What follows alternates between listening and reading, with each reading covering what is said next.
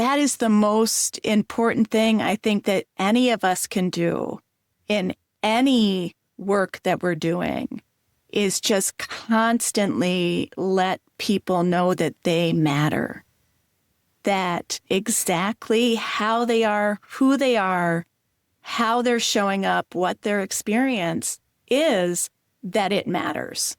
And, that's why I wrote the book.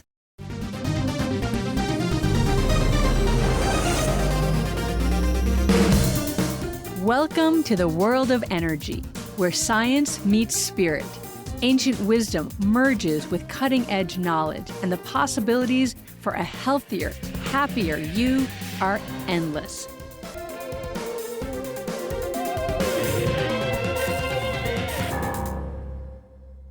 Hi, everyone. Lauren here. Welcome to another episode of Big Ideas.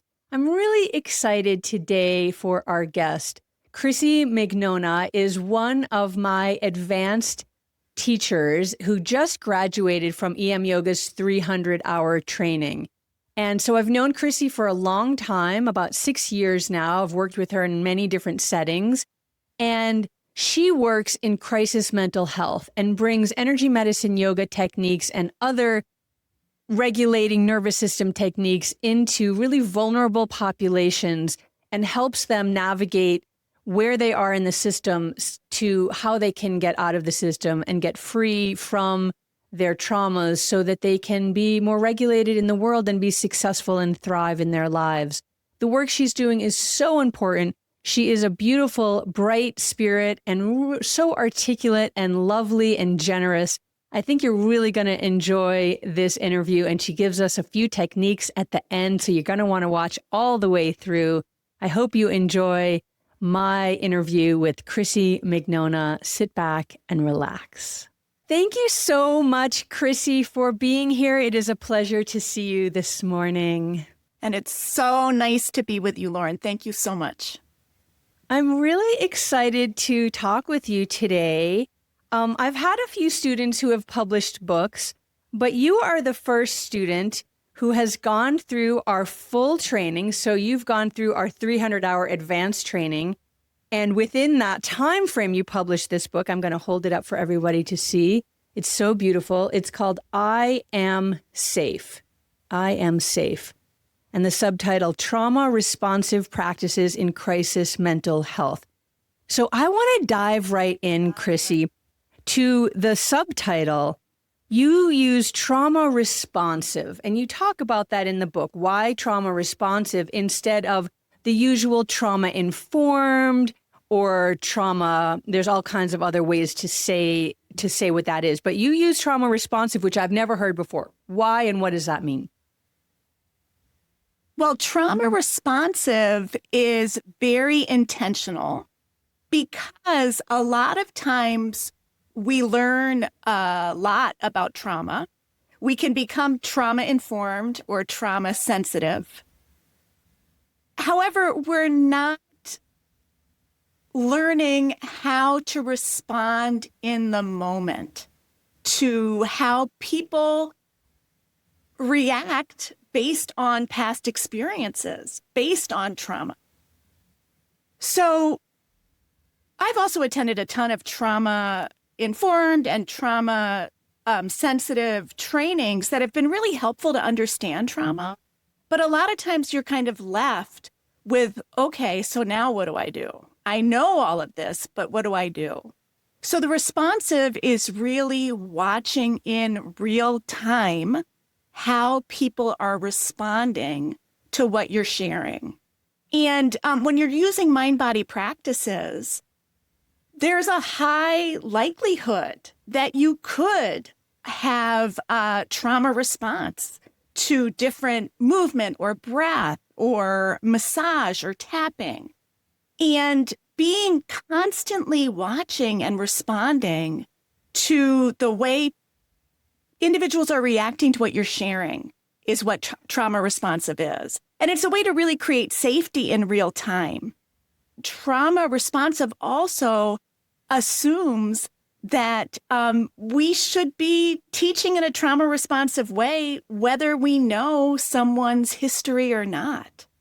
And I think that's a big shift from trauma informed and trauma sensitive as well. There's a lot of focus on the trauma sometimes. And really, the assumption should be that all of us are going to experience stress, distress, and trauma. And it's a kindness to share mind-body practices in a way that is aware of that potential and is constantly creating safety for everyone in the room. And so it's not necessarily that you as the, I'll just say practitioner, although we'll break that down in a moment as well, but that you might also be having a trauma response to someone's traumatic situation. Does that include that as well? Mm-hmm. Absolutely. So trauma responsive, Lauren, I love that. And I don't know that anyone has ever asked that in that way. But 100% when you are sharing these practices, especially in environments like mental health environments, we will have a reaction. We will be responding to the way people are responding. And so part of the trauma responsiveness is my ability to be paying attention to what's happening within my physiology and to be responding in the moment so that I am showing up to the best of my ability as a safe presence. That actually is such a beautiful insight, Lauren, and I appreciate that so much. Yeah, well, you're welcome for that. And it's really just come from your book itself because there's so much in there. I have so many things that I love and we're going to dive in, but that you talk about being side by side with somebody instead of being the quote expert. And I love that so much because when we're having a trauma response or a stress response, we're so vulnerable.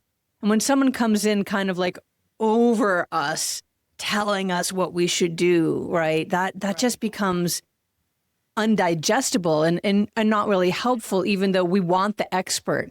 I love that side-by-side help. I learned so much about you, Chrissy, reading this book that kind of blew my mind. So I just want to talk a little bit about that, this book is really based on your time supporting individuals in crisis mental health. So we're not talking about a yoga class. We're not talking about going to a high school with a lot of dysregulated teens.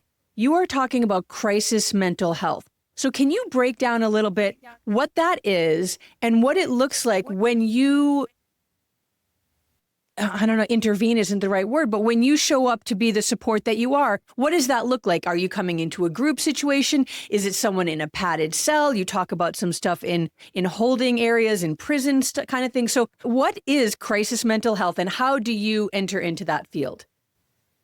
So crisis mental health is really anyone who has experienced a mental health crisis and has needed crisis intervention, meaning being in an inpatient mental health environment, so a locked environment, or in juvenile services, which is 100% a crisis mental health environment.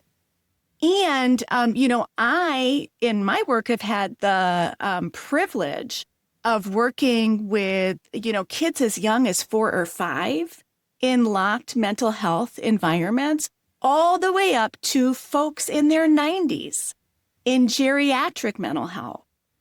And so it is going into these locked environments with people who oftentimes are pretty newly admitted and in higher acuity mental health status. And so really being invited into that environment and sitting in a group environment, most of the time it has been group, although sometimes it's one-on-one, it wrote the book. It was just recording the stories of what it was like to try to share these practices, what worked, what didn't, what I learned, recording those stories. And the stories told the book, told how do you bring this in? It's all learned by experience. And so how did you even get involved in this area in the first place? So Kathy Flaminio is another EMYoga student of yours who also went through the 300-hour training. And in 2009, I met Kathy. I was taking yoga classes from her at a gym near us. And I had expressed that I wanted to potentially become a yoga teacher. She encouraged me to. I got my 200-hour training, and I started teaching in the community. At the same time, she was teaching in schools. And because I had young children, I brought these practices into early education environments because I found that it was really helpful for me as a parent to use these different practices with young children. Not a lot of people were working with young children in early education and preschool or childcare centers. And so Kathy and I started working together in schools. Around 2012, she was invited into adolescent mental health in inpatient at a hospital in Minneapolis. And I started working with her there. From there, we expanded into adult and into geriatric mental health. And then probably the most profound thing that happened was being invited to collaborate with juvenile services, with teens that are incarcerated. And so I would imagine in these kind of situations, they have a lot of, very credentialed people that are serving them in all of these different areas. And you are credentialed as well.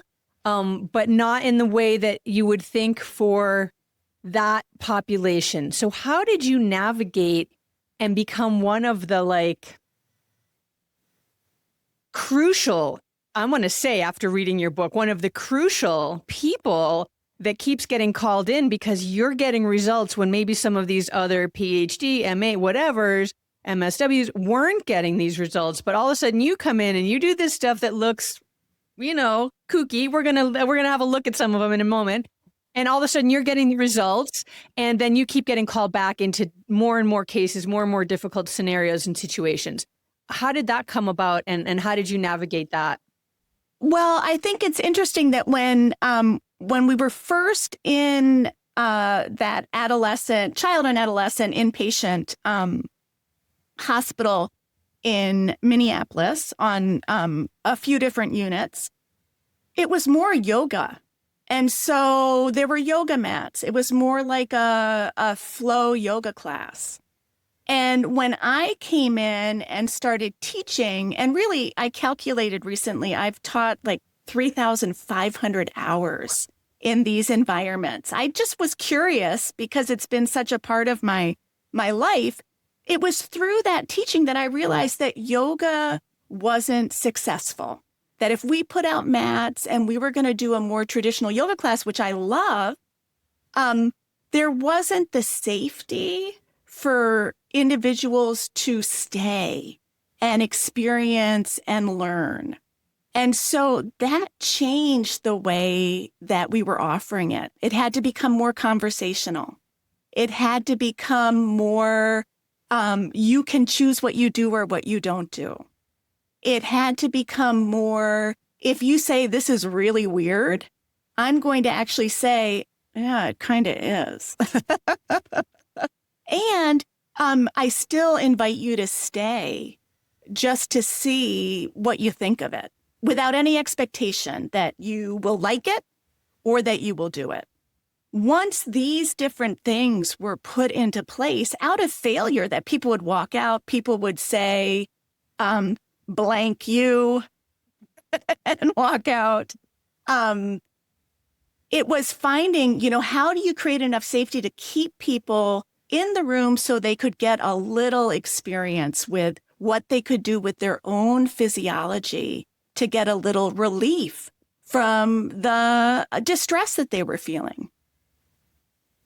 That's why we kept getting invited back in, because this was something that was keeping participants in the room.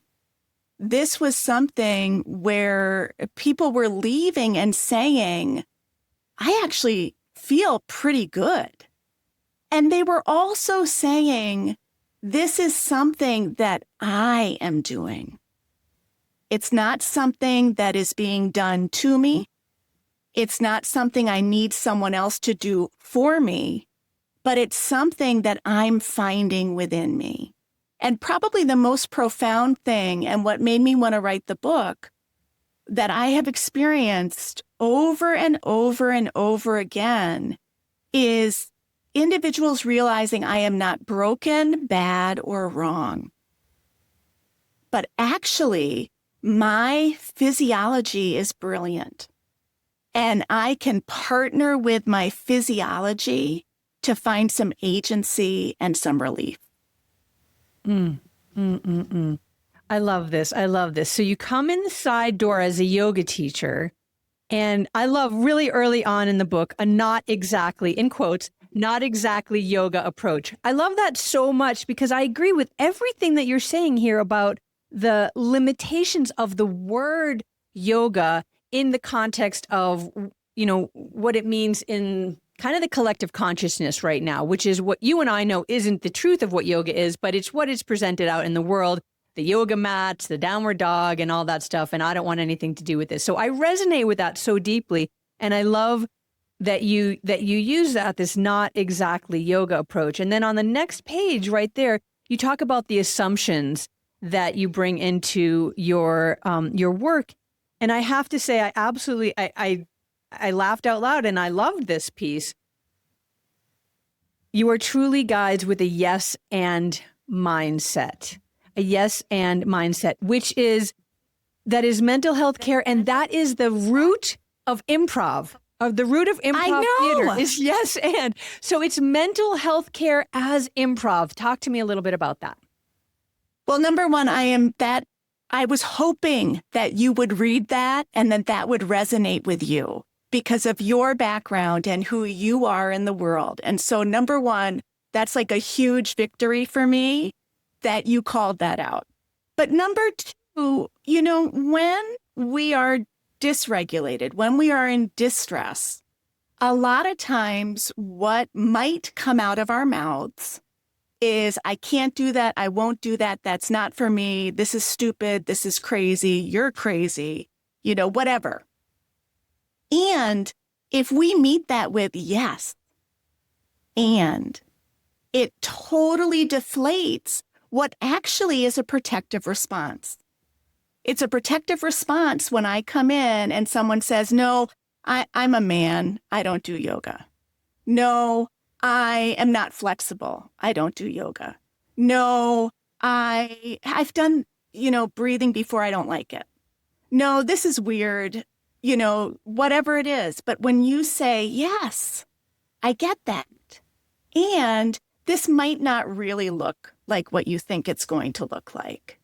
It is acknowledging, and it is saying, I accept you right where you are, and I actually welcome you right where you are. And when I made that connection, that is the root of improv, it made perfect sense to me because this is relational. This is not, I love that you also called out that guide, side-by-side guide. Because the reason I was attracted to EMYoga, the reason I have studied with you for, you know, the past 6 years is because of your understanding that this is not top-down work. And this is not expert student work. And so, you know, if I'm going to be a guide, then no matter what someone says, it's right. It's right. And that's actually trauma healing. Because, you know, I know that in my own story that the things I've experienced really disrupted my ability to trust my reaction to situations. And so if I were to say, no, actually, that makes me really anxious when I do that movement or breath. And someone says, no, it actually really is calming for you. It's super, super healing and calming. Then that's not healing what has been disrupted in me. But if someone says to me, you know what, Chrissy, I am so glad that you told me that. We don't have to do that. We have so many different things that we can do. And actually, your mind and body is so smart. So thank you for telling me that. And we're not going to do that anymore. I love that. I love the reciprocity of this. Healing is relational. I mean, that's almost the title of maybe another book, right? Healing is relational. I love that piece of it, because we're healing ourselves as we're healing others, even if our intent is to help others heal, because of course it never comes from us, right? And so it comes from them. We're the guide. If we maybe have a few more tools, and then we're always being healed at the same time, even if we're not acknowledging or even aware of that. It's so beautiful, Chrissy.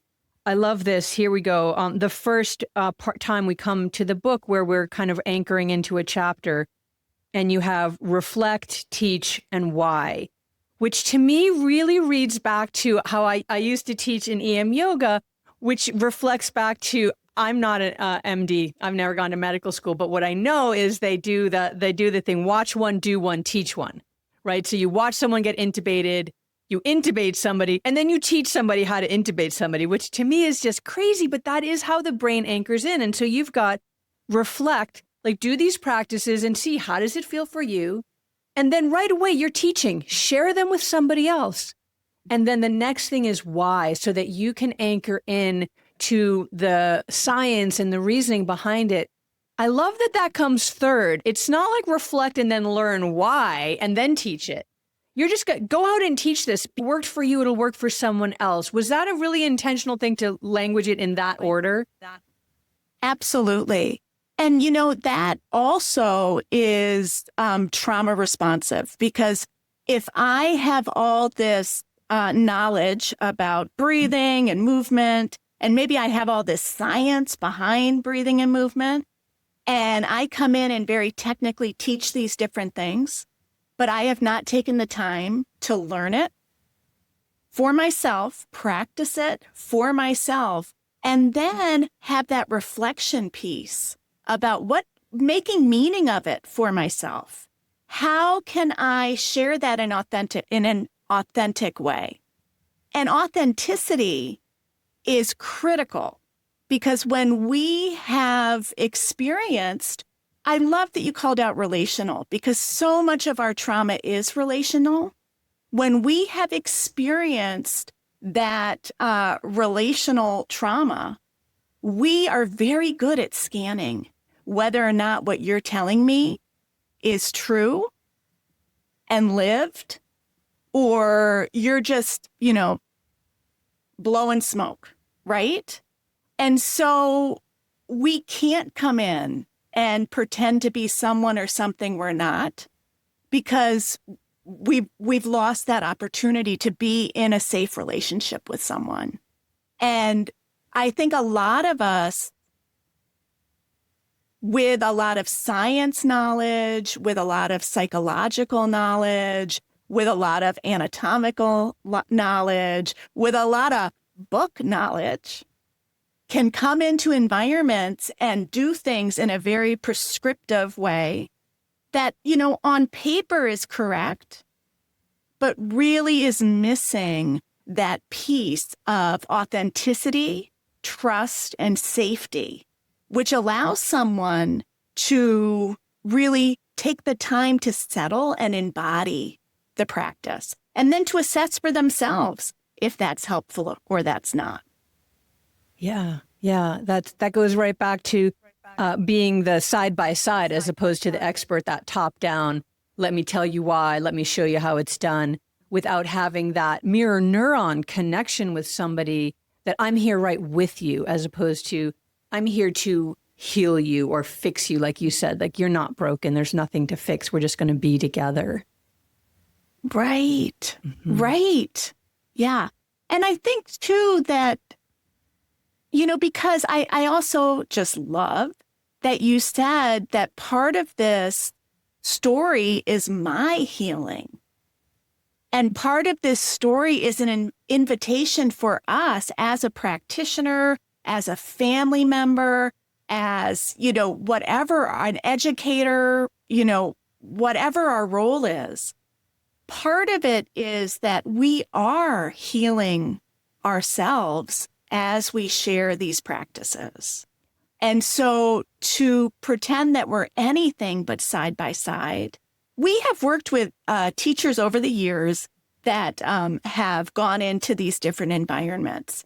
And one of the quickest things that we have had to make so clear, there is nothing that divides me as the guide going in from the participant that is in that setting. The only thing that really makes the difference in a lot of these settings is access to resources. And I think it's really important as soon as we say, oh my gosh, I've had teachers say that, and it's had to be a really quick correct that, nope, if you are othering, you're not getting the work. You're not getting the work. Yeah, 100%, 100%. So I want to go back to your training a little bit because, you studied with Kathy for a while, then you decided to become a teacher. So you did your 200-hour, and I'm sure you've done other, I know you, so I know you're always studying with people. And then I think you took a retreat with me, and then soon after that, you signed on for our advanced training. And so you went really in depth. Like our 300-hour is, I think of it as PhD level energy medicine yoga. Like it's intense, right? It's intense. And there's the amount of information is unbelievable. It's unbelievable. It's fantastic. It's fantastic. And there's a lot of energy work. Obviously, it's energy medicine yoga through our lineage of Donna Eden. So it's Donna Eden's work, which works with the 9 energy systems of the body, folded into a traditional asana practice, as well as pranayama, meditation, breathing practices, being pranayama. So all of this stuff wrapped into this very streamlined, because it's not sort of all over the place. It's very organized, put together, but it's very deep to understand all of those layers. First, you have to take them apart. Then you put them back together again. Where I'm going with this is it's really a lot of deep work and advanced work. Obviously, it's the advanced training program, advanced asana work, advanced breathing practices, chakras, all of it. And so I'm wondering, because you sort of at the very beginning of the book sort of throw out the word yoga. I know you're still doing yoga practice, but you throw out the word, you throw out the mats, like you're not doing any kind of traditional, what it would look like as a traditional yoga class. And yet you spent a lot of time and money and effort and everything getting this advanced practice. I'm wondering how that has fed into the work you do, or are they separate? Do you also teach regular mat classes somewhere else? Or is this just, like, how did that work for you? How are you taking these advanced practices and bringing them into these environments?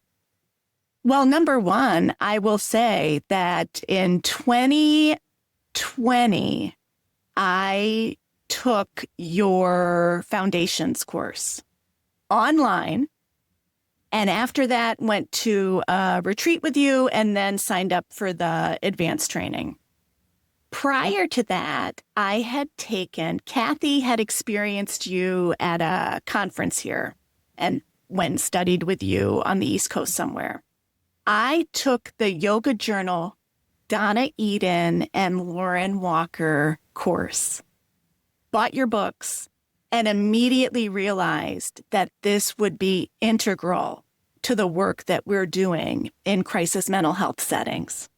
And the reason is that the energy medicine component of energy medicine yoga has such a quick impact on your physiology. So, for example, if I go into an inpatient setting and someone is so depressed and their affect is so low that the idea of movement is just out of reach, tapping is much more accessible. If tapping is not accessible, visualizing tapping can be accessible. The practices that I was learning through my work with you were immediately translated into the work that we're doing. I love that. So you can strip away to get to the essence of what you're shifting physiologically. You never have to be on a yoga mat. Absolutely. And, I do teach, 2 mat classes a week. I've done that for, since 2009. I teach a chair class a week, a free class that I've done in the community. Now it's only on Zoom with the older adults that I actually connected you with through a photo because your work became so integral to the chair practice that we do. So yes, I've had the opportunity to do more of the things that I've learned in the advanced training in those environments, but that gets distilled down and shared. The neurovascular holds, massaging, using breath with sound, tapping. All of those things are so easy to introduce to someone in a crisis mental health environment, and it becomes a portable coping skill that then they can use outside of the exposure in that session as a way to support themselves in the moment. So when you're in these crisis situations, you said you're mostly in groups. Do you have individuals as well? Primarily in group settings. And that is because of the need for community to heal trauma and the importance of connection to heal the isolation that oftentimes is a huge piece of mental health challenges. Now, that being said, over the years, there have been a lot of times where I've worked with just one person because only one person showed up. Some of my favorite things to do is in juvenile services, sometimes youth are in isolation. And the opportunity to go and sit with a teen who is not in community and to share these practices has been some of the most profound work that I've done. Are you ever afraid? Do you ever fear for yourself? Do you know what I think is so interesting? In juvenile services one time, one of the youth asked me, "Are you ever afraid?" And I said, "Do you know what is so funny? I'm afraid all the time in my normal life, but I've never been afraid here." And I honestly mean it. Because I'm coming in a different capacity. Because I'm not part of, this is really important, actually. I don't know charges and I don't know diagnoses in these environments. And, there's this thing that I don't have an advanced degree in any kind of therapy. Is that good or bad? You know what's great about that? I don't know anyone's diagnoses and I don't know anyone's charges. And I'm able to come in and to really just respond in that trauma responsive way to how someone is reacting to me. And it allows me to interact in a way that, I got punched in the back one time in a hospital setting.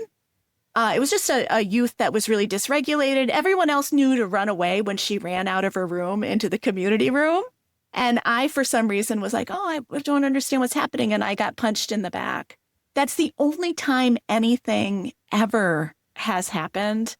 And I wasn't afraid then. It just was like, that was weird. And I guess I won't do that again. When everyone runs, you should run. But I really am not afraid, and it's because I'm experiencing people in the moment. And if someone is really agitated, then I kind of acknowledge that, offer the opportunity that, you absolutely don't have to do this at all. And it always kind of diffuses it.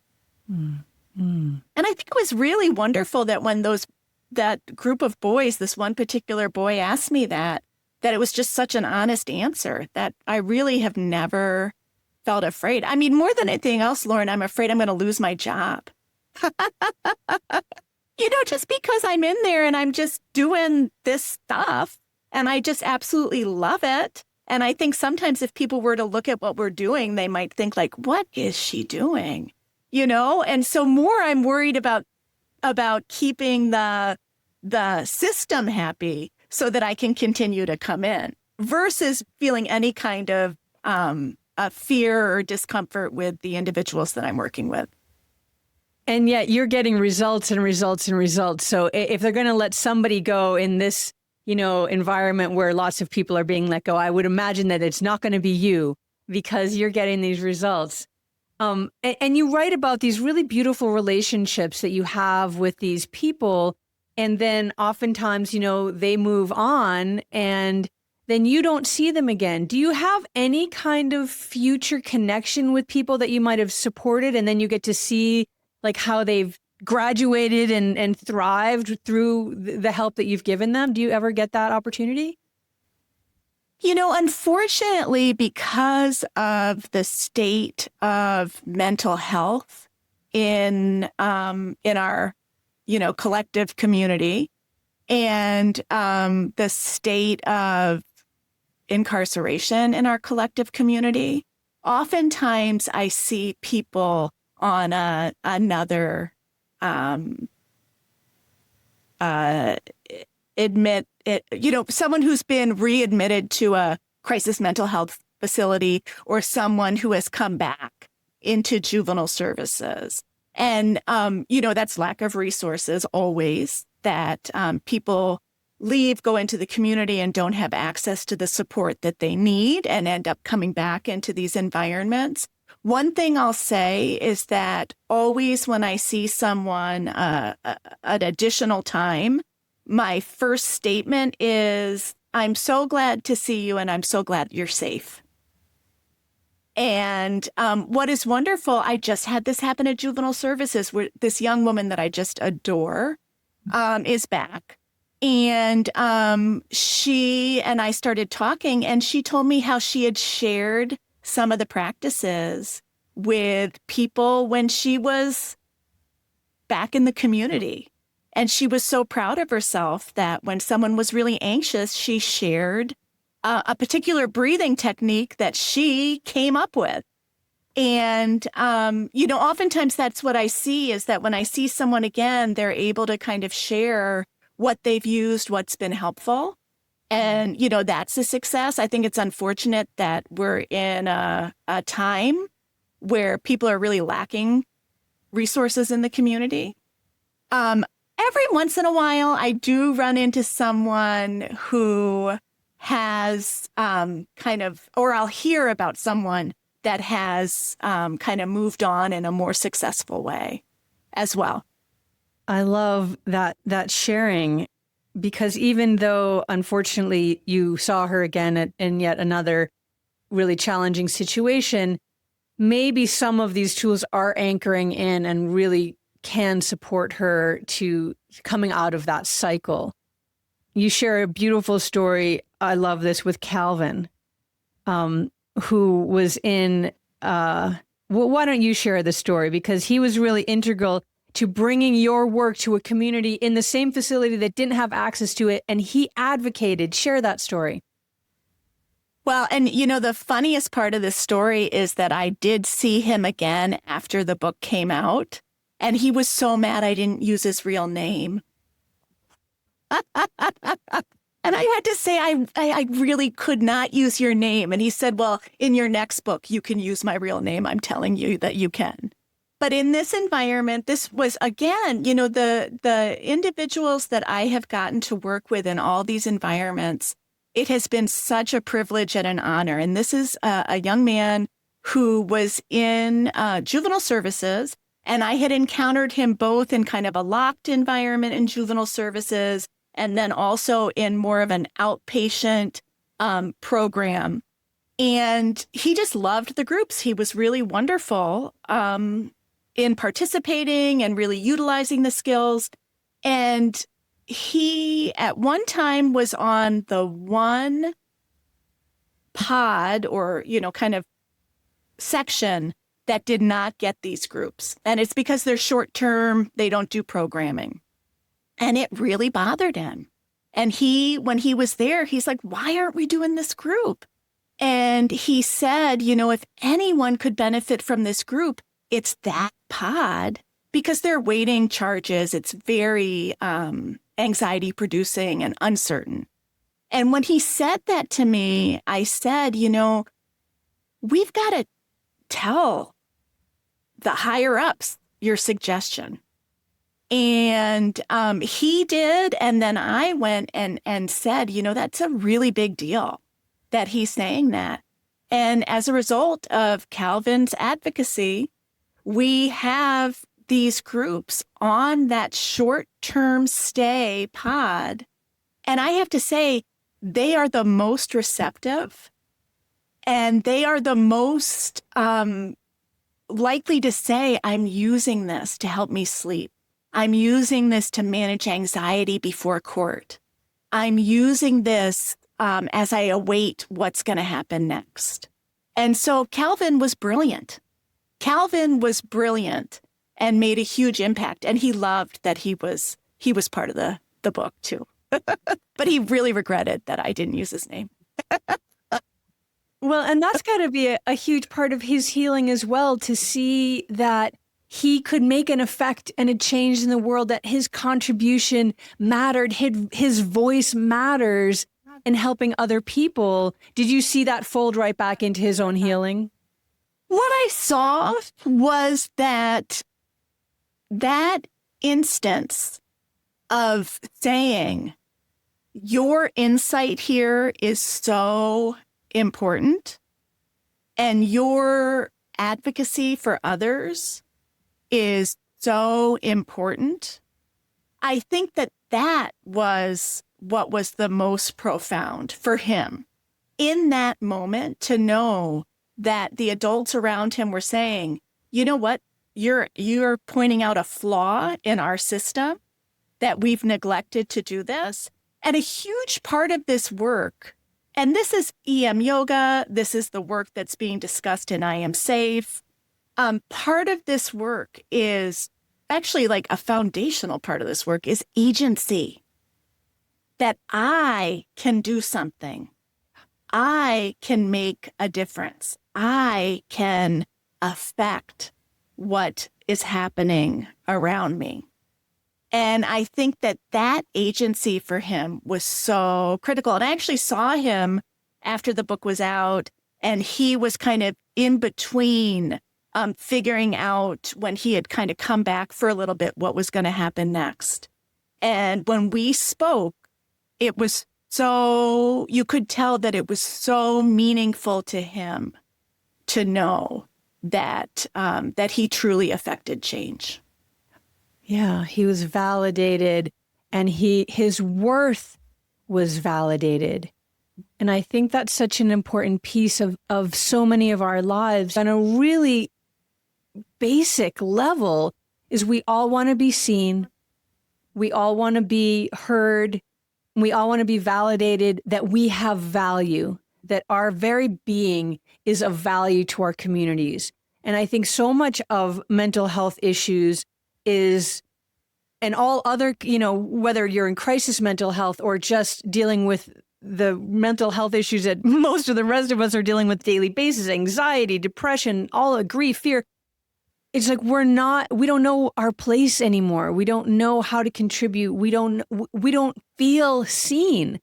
And so especially in a vulnerable population where literally people are putting them away so they're not seen, not disturbing anyone else, not causing anyone else any problems. And then to have somebody see and validate them, I have to think that's just got to be so anchored into how they're able to move forward in their life. 100%. And, that is the most important thing I think that any of us can do in any work that we're doing, is just constantly let people know that they matter, that exactly how they are, who they are, how they're showing up, what their experience is, that it matters. And, that's why I wrote the book. That's why my hope is that what we've done in crisis mental health gets brought proactively as a community support before crisis happens, because I hear people say all the time, I wish I would have known this before I ended up in crisis. But the thing that propelled me to start recording stories was seeing that gift of people understanding that who they are and what they experience and what they bring to a group is so meaningful, and it matters so deeply. Yeah, I think it's really important. And I want to pivot for a moment because it's not always easy. And we've been sharing some stories of some really beautiful situations. Also, you got punched in the back, so that was a challenging situation. And there's a story here that is really challenging here. It challenged me as I read it. Daniel, being really dysregulated in your classes and always interrupting, always contradicting, and you coming back again and again, reaffirming him.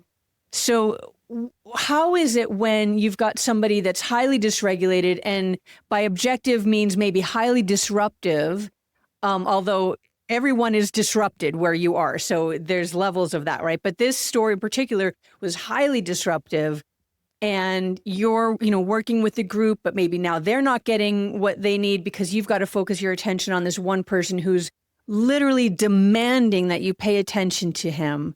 So how does that work for you in that situation? How do you manage and navigate that without othering him or making him feel bad because you didn't do that? You actually did something quite different. Well, I think that the key, again, is that trauma responsive, that anyone who is needing to be heard in that way and needing to continually kind of assert their perspective, their response, whatever it is really about discomfort. And so by just meeting that discomfort with kindness and allowing that reaction to happen as many times as it needs to, while acknowledging and redirecting. So it's always kind of acknowledging and then offering either a different option or, engaging the rest of the group, saying, great, you do it that way. I think maybe some other people might want to do it this way. And it's just this kind of fine line of making sure that Daniel feels seen and respected, while also creating an experience where other people can have their own reaction. And, he actually was delightful and ended up loving the group. And oftentimes that's the case, that if someone is really kind of pushing back and interrupting, if it's met with that kindness and compassion and acceptance, it creates enough space that then maybe that isn't as loud anymore, because there's not that internal need to be that loud because you are feeling seen and heard. The dance is that you don't ever want to let that distract from other people being able to participate. And, it's just through experience you kind of figure out how to meet different needs. But again, you as the guide have to stay regulated. And so it's constantly reminding myself, that is discomfort. And so what can I do to create a little comfort, but then also create safety that other people feel seen and heard at the same time? And it works. Mm-hmm. It works. And I love at the end of the story, he has this moment of self-reflection. You've finally given him the space where he is not just like id, right? He's not just putting himself out there to get a response, but he's like, this is how I am in the world, which is like the highest level of yogic inquiry is self-study. It's the hardest thing to do. I find it to be the hardest thing to teach. It's really difficult to see ourselves. And so at the end of his time with you, he's seeing how he is and acknowledging it. To me, that was the biggest takeaway. I was like, wow, that's just amazing. Amazing. And I believe that that is because he was able to settle enough, to settle that trauma response of needing to get big, that he was then able to settle and say something that is really truthful.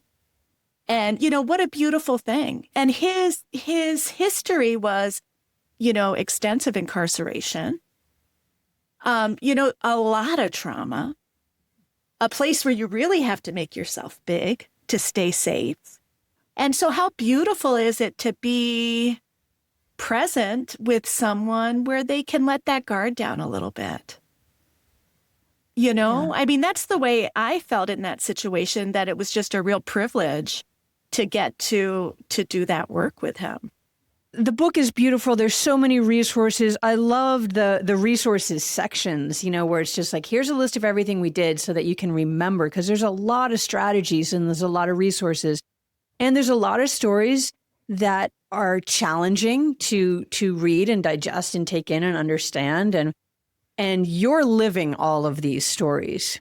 And I know you as a living, breathing person. I've spent time with you. I've shared meals with you. I've been on retreat with you. And I know you to be very kind. I don't mean to lean into the stereotypes, but you are from the Midwest, and that's known to be a very kind part of the country. And I think that really, I can really see that in you. I also know that you swear like a truck driver, which I love, because you've got this other side that's like irrepressible. But I'm curious, like, this is deep frontline work.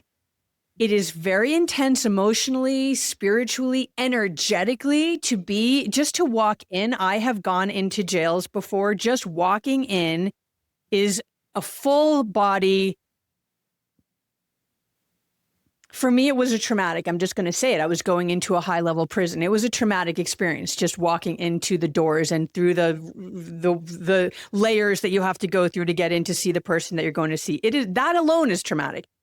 And let alone then sitting in rooms of people who are dysregulated, who have had traumatic lives. We know that all of this is held in the fields, and we know that the fields of our body, our biofields, intermingle when we're together. And so you're spending a lot of time steeped in this very traumatic soup, and then you have to go home.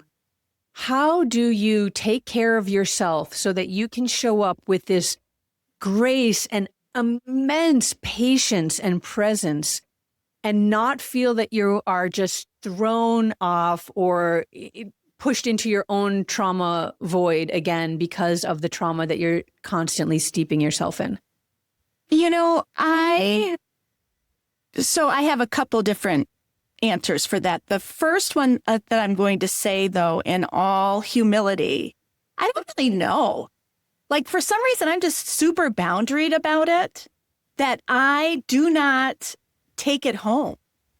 And I don't know if that's because I'm so present when I'm there.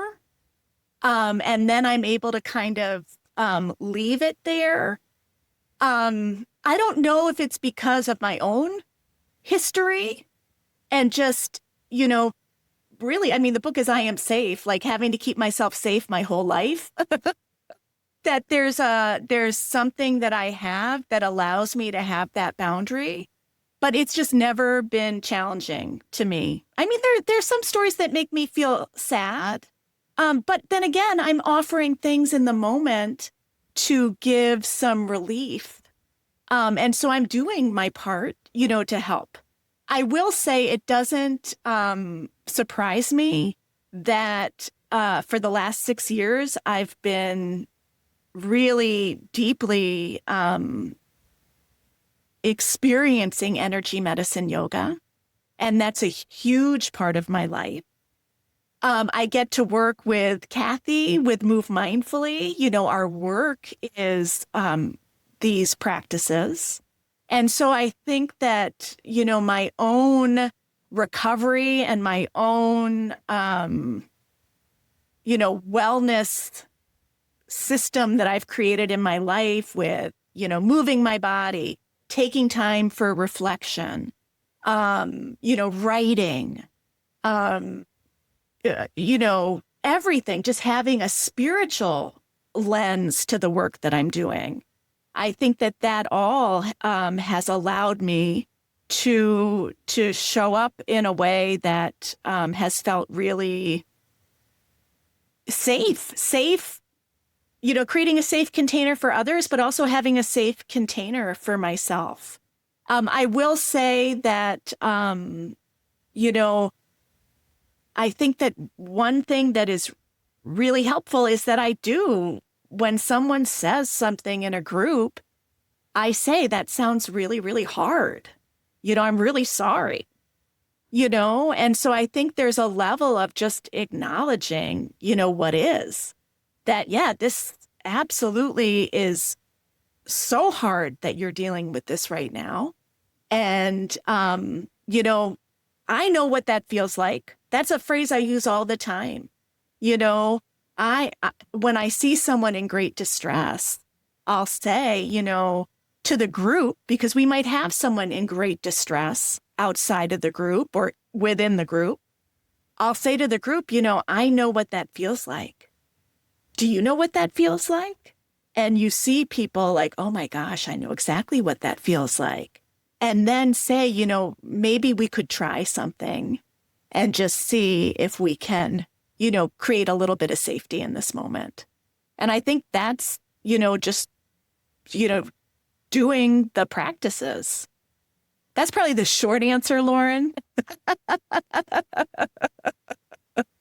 Doing the practices would be the short answer. So can we just try something you said to the group to bring the temperature down or bring us all back into regulation? Can you share something with us and our audience today that you would share in a group situation, or that might just be something useful if anyone out there listening is really resonating with this, has their own experience with crisis mental health, or someone in their family or in their community, or is just experiencing not even crisis mental health, but just challenges getting through the day. So we're all in a group together, the hundreds of thousands of listeners out there listening to you. What would you share with us as something that we could do right now all together? Well, I think probably one of the, I will do three, kind of my three high flyers. So my first one would be just to kind of cross arms and hug in. And just by giving yourself a squeeze, for many of us, that creates feelings of safety. You might kind of massage, get a little circulation and healing energy moving. You could even do that havening, that smoothing up and down. And, that crossover movement is, as we know, is really helpful for getting energy moving and just kind of slowing down the breathing. This is great if you like weighted blankets. It's like a portable weighted blanket. You could even cross your legs as well. And then once we do that to one side, maybe shake it out a little bit or give a little stretch. And we're just going to cross the other way. So we cross probably the way you're most comfortable crossing. Now we'll cross the other way. And again, just kind of discerning, is it hugging in or massaging or smoothing? And if that feels great, you could stay with that. Another great one is just tapping right at the center of the chest and taking a few breaths.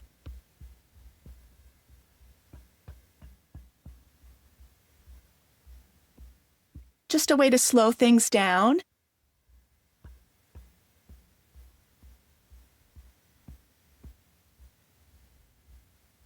And you could shake that out. And then a hand on the forehead and a hand on the chest with fingers just kind of resting lightly on the collarbone. And if one or the other placement feels better, you could just choose one. And just taking a breath or two and noticing if any of those helped you feel a little more settled or safe.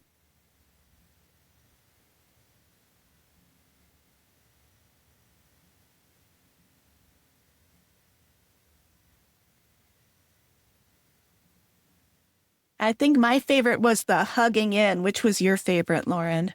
I really loved them all in succession. They felt like they built. But this hugging in one isn't something I do a lot. And when I did it, I was like, this is great. I love that. And I was even to the point where I was like, wait, which hand was on front? I got a little confused there. So I'm like, maybe my crossovers aren't strong right now. So he gave me a lot of feedback information. And it did. It just felt, I was almost like, I better stop doing this. Otherwise, I'm going to have to go and take a little snooze or lay down and just, I got all kind of comfy feeling. I was like, wait a second, I got to be more alert for this. So then the thymus thumping helped me come back to like, okay, I got to be more present for this, which is something that thump does, which I love that you use that as in crisis mental health, because it's sort of like you lose yourself when you go into a spin, right? And this is like, wait, I'm here. I'm right here. And then you can get back to yourself and move forward. Absolutely. Absolutely. And all three of those are ones that I'll go this afternoon and I'll teach 7 sessions at a hospital. And I will use those in all the sessions. And again, super accessible and super portable. Like I can do that anywhere at any time. And it's a way just to, if trauma is too much, too fast, too soon, and no power, no voice, no choice, we just slowed things down and we had choice. We could really choose what do I like? What do I not like? And it's just a way to have that agency again. So beautiful. Thank you so much for sharing. Chrissy Mignona's book is I Am Safe. This work is really powerful and important. I feel so, just so grateful for you and Kathy as well, because I know you do a lot of this work together, to be doing this work out there on the ground where it's so needed. And I'm grateful that there are people like you in the community helping people who are struggling. And it takes a village. And you are such an important part of that. And thank you for sharing the work that you do with all of us here at Energy Works. Any last things you'd like to share before we close? Well, I really wrote the book with the hope that people would take the book and integrate it, because we've seen such success in the work that we've done. We also do a lot of work in schools.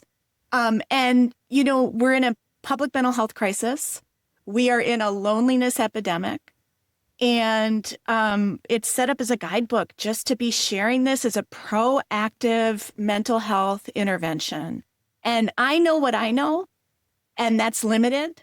The idea that someone could take this work and have it go wherever it needs to go in a resonant and relevant way is, just the most exciting thing I can think about. And I just am so grateful for you, Lauren, and I'm so grateful for Blaine and this community. And I just am, so grateful to be connected to such an amazing community of healing. So thank you. You're so welcome. And I'm so grateful for you and your work. And I do hope that it does just keep flowing out and out and out. I am safe. It's really the anchor of every good thing that's going to come in your life comes from that feeling of safety. So it's just a perfect title and emotional resonance to start with and to end with. And I just thank you for the work that you're doing. Check out Chrissy's work, everyone, if this resonated at all with you. We really are in a mental health crisis right now. And these tools are, I love that, portable mental health tools for you and your family to use so that you can really be responsive in the moment. You are a gift and an angel. Thank you so much, Chrissy, for taking your time today with us. Oh, you're welcome, Lauren. Thank you so much. Take care, everyone. We'll see you on another episode of Big Ideas. Alrighty, energy fans, that's a wrap on another positively charged episode of Energy Works. Lauren, this is the part where we get to use our energy puns. It's been electrifying, hasn't it, Blaine? We hope you've enjoyed it as much as we have. If you're feeling amped up and you want to keep your energy flowing, be sure to hit that subscribe button on your favorite podcast platform. And we'd love to hear from you. So please take a moment to leave us a review. Your feedback helps us continue to deliver content that resonates. So light up our inbox. And spark a conversation with your friends to tell them about us. And we'll see you next time on Energy Works.